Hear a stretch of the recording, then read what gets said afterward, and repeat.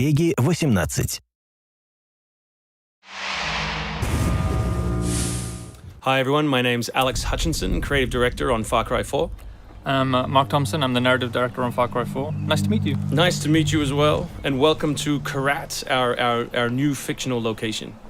So in Far Cry 4, you step into the shoes of AJ Gale, who is returning to the country of his birth, initially just to scatter his mother's ashes before he gets caught up in what's essentially a civil war. Karat is a fictional place based somewhere in the Himalayas, inspired by places like Nepal and Bhutan, and a bunch of countries from that part of the world. So looking out there, one of the core things of any open world game, that sort of excitement and mystique and hope of an open world is, what is all that smoke coming from? What temples are out there? What secret locations? So we've peppered the world with different places to find, all of them filled with loot and secrets and collectibles and all that good stuff. And of course, the open world of Far Cry is densely populated with a variety of different animals. Beasts. And also that's some kind of yak. I don't even know what that animal was. Yak, I believe. Is it a yak? With next-gen fur. Next-gen fur, that's true. Individually modeled hairs. So you see here with the eagle, you won't see it in this demo, but you can be attacked from above for the first time in a Far Cry game. So we've tried really to play with verticality, to have threats above and below you. And obviously you can still get involved in the ecosystem of the animals and hunt. And you can throw bait now. Yes, to attract animals. Yeah, and stuff like the eagle stealing the barrel of the goat. Like, it isn't scripted, that's just what happens at the intersection of those two different AI systems talking to each other. The goal being that every player tells themselves a different story, that they get different surprises, that they have a different story to tell their buddies when they come to work the next day or go back to school or whatever. So there are a bunch of new tools in Far Cry 4, one of which you'll see here is the grapple. We wanted to make something that allowed you to clamber over those annoying cliffs you sometimes came across in Far Cry 3, and something that would also lean into the much more vertical, much more mountainous regions we were building in this game. And that was a pretty simple example, but the level designers get pretty crafty with the setup. We have these areas we're calling adventure zones in the new game, which will take you to places like temples, which you can see from afar, and force you to use the grapple in sort of really interesting and different ways.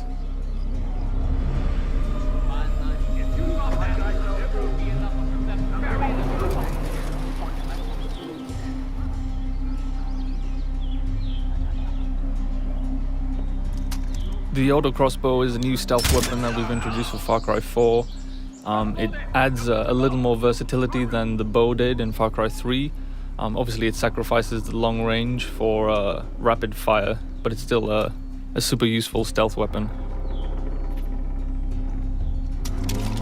So this is one of my favorite bits. This if you look down when you're meleeing in the new game, you kick. So you can do all kinds of fun setups such as that. Kicking things is hilarious. I expect people around the world to be kicking rocks, explosive barrels, dead bodies come November.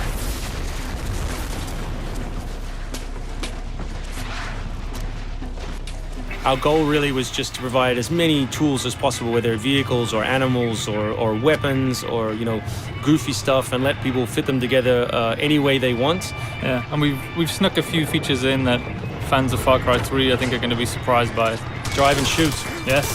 So drive and shoot, obviously it's a bit frustrating to be chasing someone forever and have to sort of drive in front of them, pull over and wait for them to get out. So now in the vehicles you can drive and shoot with any one-handed weapon. And you can also do driving takedowns from any vehicle, which I really like. So this idea of leaping from your vehicle into another vehicle, do horrible things to them, boot them out the side, and then continue on your merry way. You can now deliver death without even leaving your seat. So wingsuit is still here, and it's really cool, as you see, and actually when the space became more vertical, it actually became more fun. The mountainous environment means that there's a lot more wingsuiting to be found. And hopefully you won't get it before the middle of the game. You will. Hopefully you will get it before the middle of the game. That's the current plan. But we are many months away from watching you guys abuse this online. Means that there's a lot more wingsuiting to be found. And hopefully you won't get it before the middle of the game. So here you'll get a look at elephants. Elephants are awesome, probably my favorite animal in the game. Weaponized in many different ways. You can drive them into a rage, watch them smash the other characters in the world, or you can clamber on top of one and drive it through the gate yourself. My favorite animal is the human animal. It's very Far Cry 2 of you, Mark.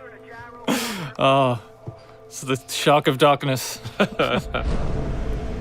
So co-op is a massive part of the new game. It's one of our big ways of opening up the open world and letting you play any way you want. So basically, when you ask your buddy to join, all the solo missions turn off, and you're left with all of the open world toy, the outposts, the fortresses, the towers, all the quests to play any way you want.